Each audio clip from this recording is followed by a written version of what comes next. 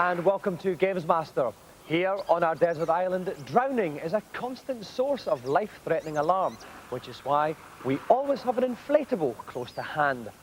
Helena has her lovely little ring, Leanne has her fantastic jet ski, and I have this enormous stomach which has been grafted on by the Department of Health and Safety for added buoyancy. On tonight's show, boxers Ryan Rhodes and Khalid Shafiq beat each other's meat in Street Fighter X. But we begin with an event which we like to call Three Big Men Get Hard.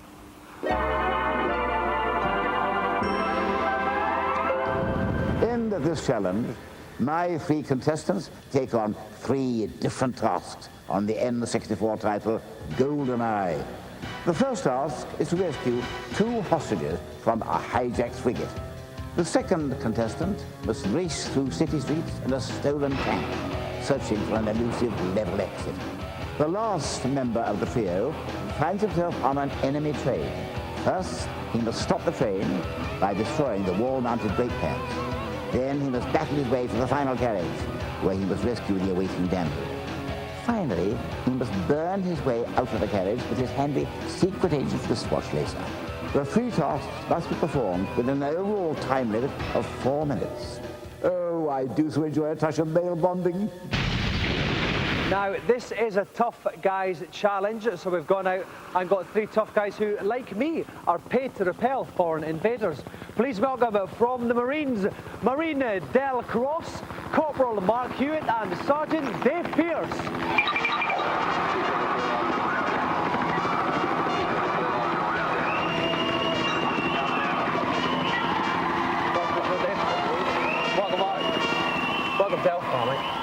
Okay, now, obviously, you're all Marines, you're all very, very hard, like myself. What's the hardest thing that you've done in the service then, Dave? Well, I would say operating in the Scottish Highlands, actually, in winter, yomping around the mountains, which we do out there with all our kit, in those sort of harsh conditions. Now, Mark, what about you? What's the toughest thing you've had to do? I think probably deploying to Norway for Arctic training. Commando unit normally goes there for up to 3 months during the winter months each year, and that's quite demanding. Mm-hmm. And Del, what about you? I've got to say the 6-month deployments away from home. Yeah. What's the tough about that? Who do you miss? Oh, you miss the old beer and getting down I thought you were going to say like your girlfriend or someone like that, or your wife. But it's just the beer. Yeah. That's fantastic. We like that. That's a 90s man thing. And finally, if all three of you did have a fight, who's the hardest? Dave. Yeah. Yeah. So we keep telling us. Defending the right there. That's good. That's the way to go on in the service. Okay, well, it's a very, very hard challenge. While the guys finally get pepped up for it, we're going to take a look at today's news.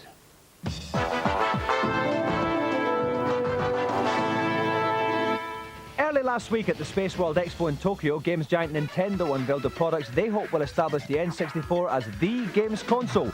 And since we're called GamesMaster, we thought it only right and proper to bring you an exclusive look at the show's highlights.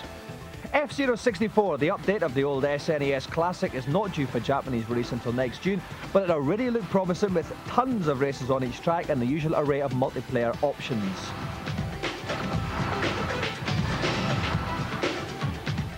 Yoshi's Story will be out for Christmas in Japan, and while it retains the 2D look of its predecessor, it's a good bet it'll be the best 2D platform game in Christendom.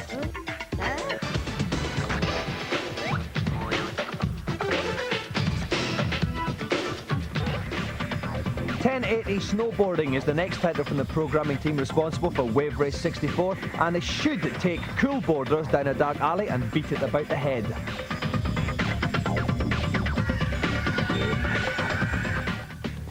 British software house Rare was showing the 3D Mario-type game Banjo-Kazooie, due for release in April, the month of lots of games with stupid names. But the one we're all waiting for is Zelda 64, now over 2 years in development and rumoured to be the biggest cart ever. The game is scheduled for a spring release in Japan, and if these shots are anything to go by, it looks set to knock Mario 64 off the best game ever slot and make thousands of people who don't already have one steal money from their mum's purse to buy an N64. With PlayStation sales so astronomically high, with everybody in the world owning at least 3 or something, Nintendo has its work cut out, but with titles like Zelda now just months away, the battle is only just beginning. In next week's programme, we'll be looking at the other huge event of the show, the N64's Double D add-on. And no, it's nothing to do with breasts.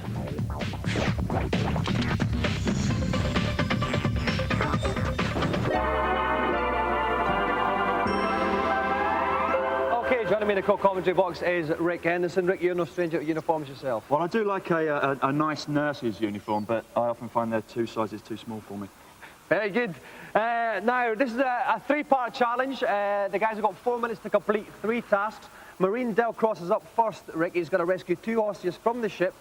What is the best tips you can give him? Well, the best tips is get through that frigate as fast as possible, get through each of the rooms as fast as possible, and when you actually find a hostage, really be careful with your accuracy. You do not want to kill the hostage, because at the end of the day, if you kill a hostage, you'll lose 5 seconds of your time. 5 seconds, 5-second penalty. To say nothing about the moral implications of it either.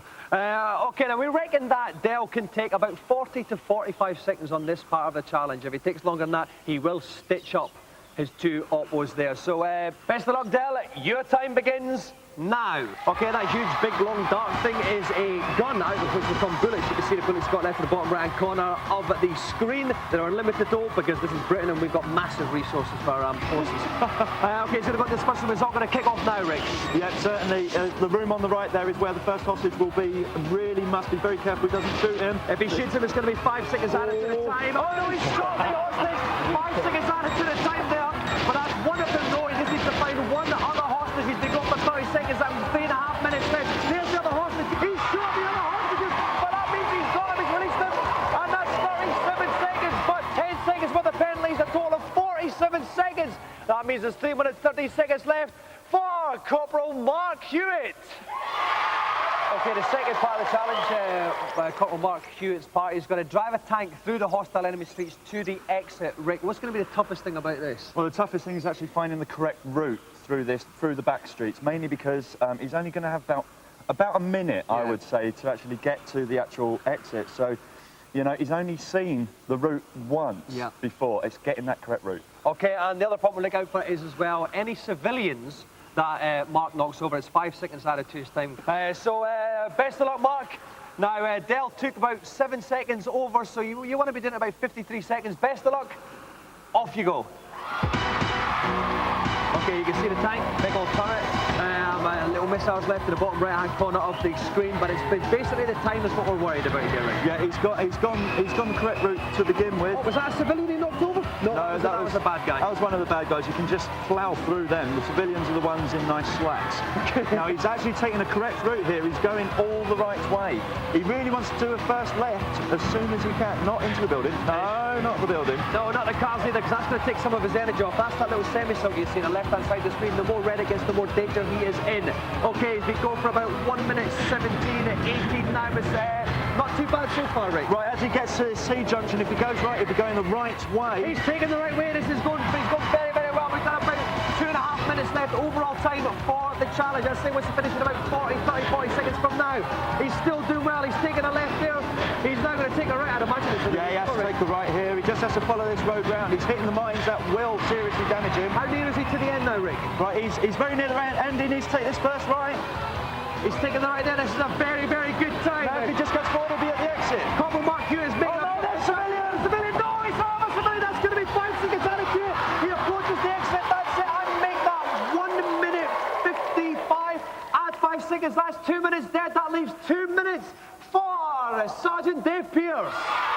Right then, the final part of this 3-part challenge, Sergeant Dave Pierce is on a train. He's got to destroy the remaining 2 brake pads on the train, rescue the secret agent, and then find a way out. Rik, what's going to be the hardest thing about this level? Well, he really wants to concentrate on killing absolutely everybody bar his fellow agent. The main reason being is when he gets to the end of the train, anybody he hasn't killed will catch up with him. They'll follow him. Yeah, and he must remember to use that wristwatch laser at the end. He will not win just by rescuing the hostage. Okay, thanks, Rik.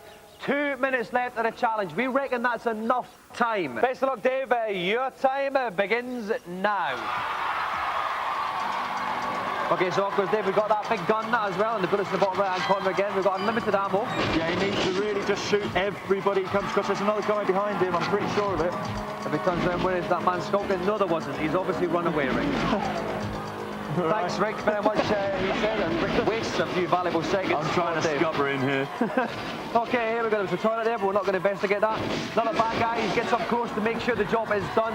Well, we're still looking for the first of these brake pads, Rik. There it is. Coincidentally. Oh, there's crosshairs right on it. Little bit of a shot. Fantastic work. That's one brake pad down. Just under a minute and a half to go. Oh, I think he shot him in the face there. That was absolutely tremendous. But not amusing in the slightest, though, and not something we'd condone. Not even in Ladbroke Grove. Okay, right, 1 minute 15 left. That's not bang on. Just shaking a little bit of the pad. Right, the brake pad. Like the deck off. The brake pad's behind him. Oh, yes, he's found it. Well played there, Dave. He's going to take out that guy first of all. Eventually. No, he's left him. That bad guy shut the dogs. He's a little bit scared. Now, take out the brake pad. Was the Lord of sight here, everything bar the brake pad there. All the padding around the wall. He's doing it with a laser. Well, that's going to come into play a bit later on. He's got 2 guns to make sure now. He's got a bit. Well, he's done it eventually. I would now not bother shooting every one of these bad guys and just leg it through this level. He has to find his fellow agent. But they're blocking his way. They're trying to trip up. He doesn't win a watch. It's 30 seconds left, and we're running out of time here, Rik. He's going to now find the secret agent. There she is. Don't shoot the secret agent. She's dead. No, she's dead. That's another 5 seconds out of the time. That means he's got about 5 seconds left here. Get out of the train, Dave. It's going to chase the wristwatch. No, it's not going to work because he's out of time. He's got to the end. He's got his bear. The secret agent was dead. It all went a bit wrong at the end for the Marines.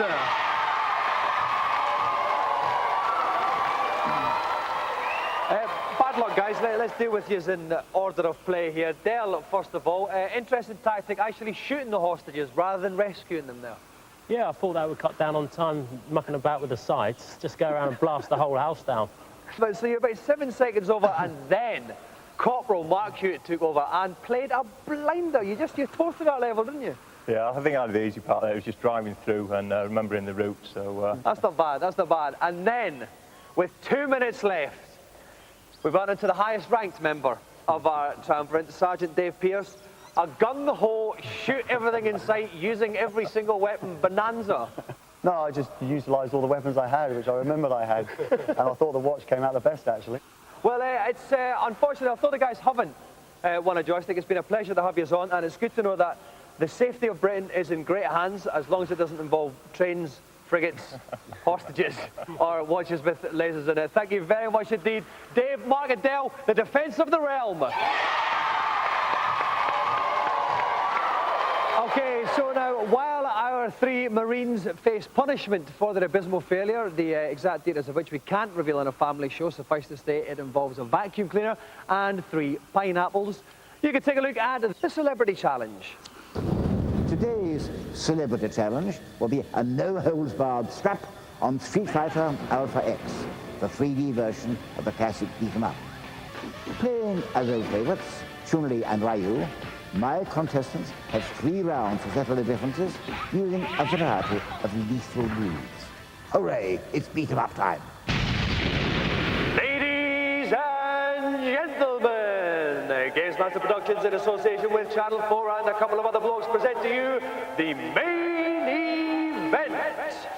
3 rounds of Street Fighting for the Street Fighter Championship of the world. Presenting to you from Sheffield, England, the British WBO and IBF Intercontinental Champion, Ryan Rhodes. And presenting to you the challenger, King Khalid Shafiq. Ladies and gentlemen, let's get ready to rumble!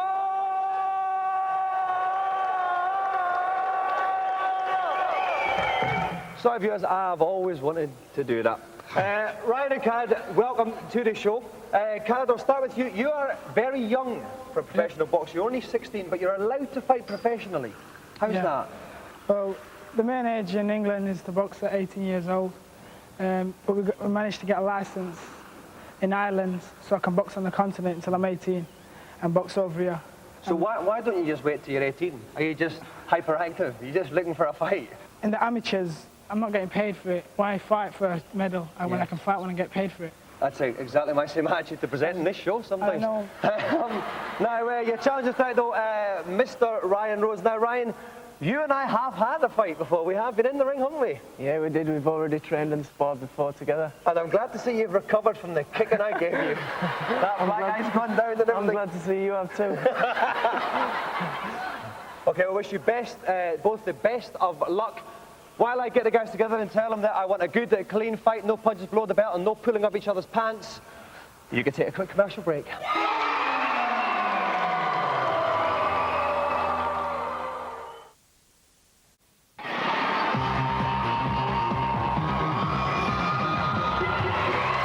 GamesMaster, we're about to play Street Fighter X. We have got middleweight Ryan Rhodes, super featherweight Khalid Shafiq, and in the commentary box, don't know what weight he is, and I'm not going to ask him because he's bigger than me, Kirk Ewing. Kirk, I know you're a boxer, you've been inside many a ring. But never yours, you deviant.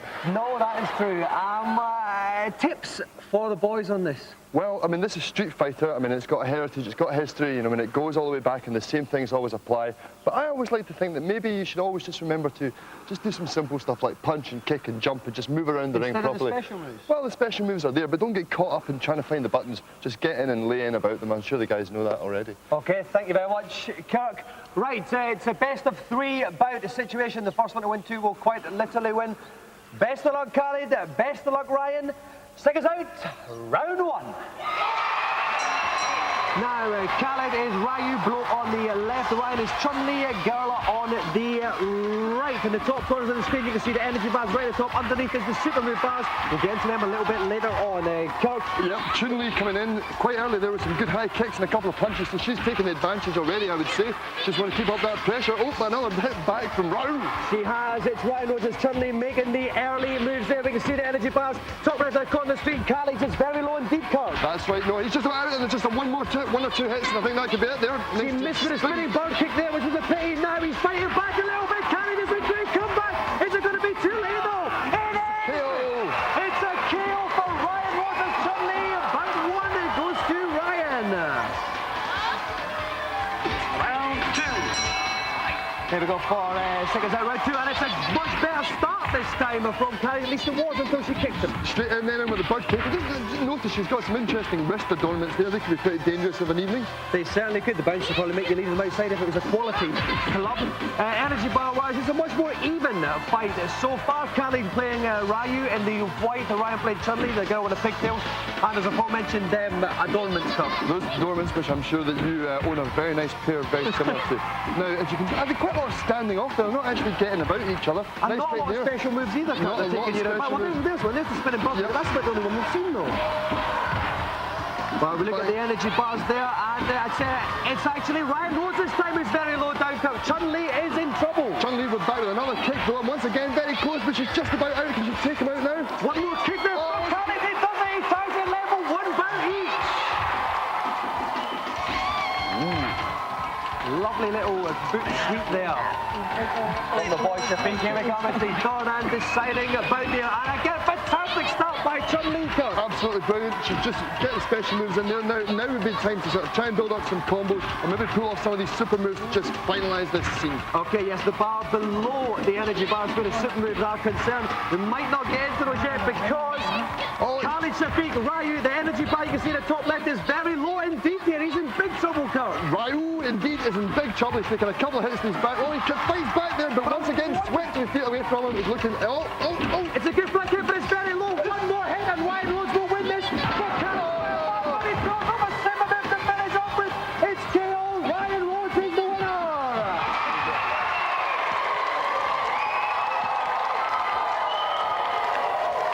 Okay, Khalid, starting with you first. First of all, you were beaten by a girl, which is going to take a wee while to live down.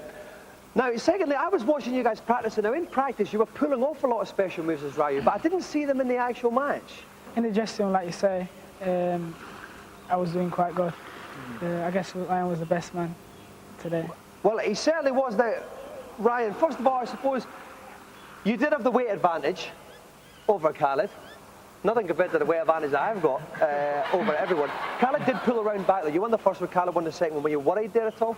I thought when Khalid pulled the second one back, I thought I got memories in the dressing room when he was beating me in there, but I held my own and I come out the successful one. Yeah. Well, the winner, then, and still undefeated after 17 fights, Mr. Ryan Rhodes.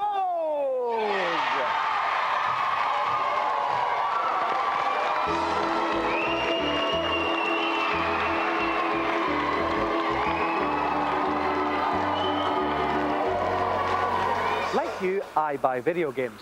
Like you, I want to know if they're any good before I spend my money on them. Like you, if they're not, I go round to the games company, torch their building and do the toilet in their car. You don't? It's just me. How embarrassing.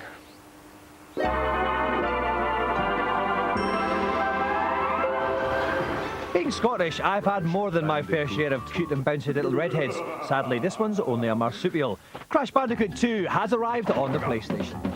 Yes, the Bandicoot is back with a whole host of new moves and characters. The original was a bit cutesy for me, but the sequel is a little better around the edges. The look and presentation on this game is stunning. They've really pulled out all the stops on it, utilising the PlayStation's high-res mode. It's one of the first games to do so, and it's something you will see a lot more of. There are a lot of amusing touches in this game, none more so than the death scenes. They're so funny you almost want to crash into something that will kill you just to see them. Crash and get frozen to a block of ice, disintegrated, burnt to a cinder, turn into a huge transparent angel that gracefully ascends upwards. All of these things make a game, and it's the little touches that really bring a smile to your face. Now, there are some interesting additions to Crash Bandicoot 2. The jetpack level is seriously good fun. You've got motorised surfboards, Crash swinging from vines, crawling, leaping around and spinning as he usually does. You get to ride around on polar bears. The thing's quite interesting and thoroughly enjoyable. It goes without saying that if you like Crash Bandicoot 1, you'll love this game.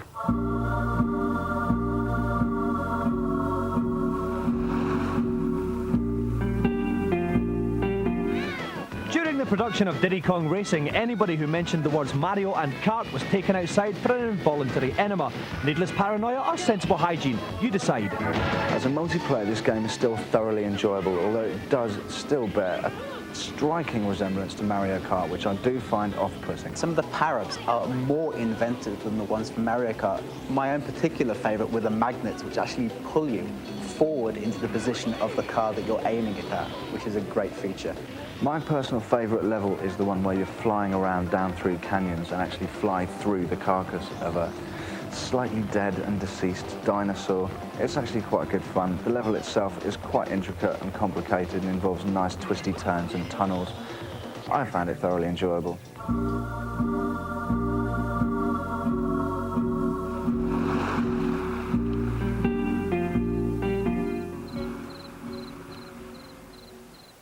So that's 3 shows over, only 7 more Games Masters to go. That means 7 weeks until television as a whole becomes duller than the Encyclopedia Britannica in a matte brown finish. See you later.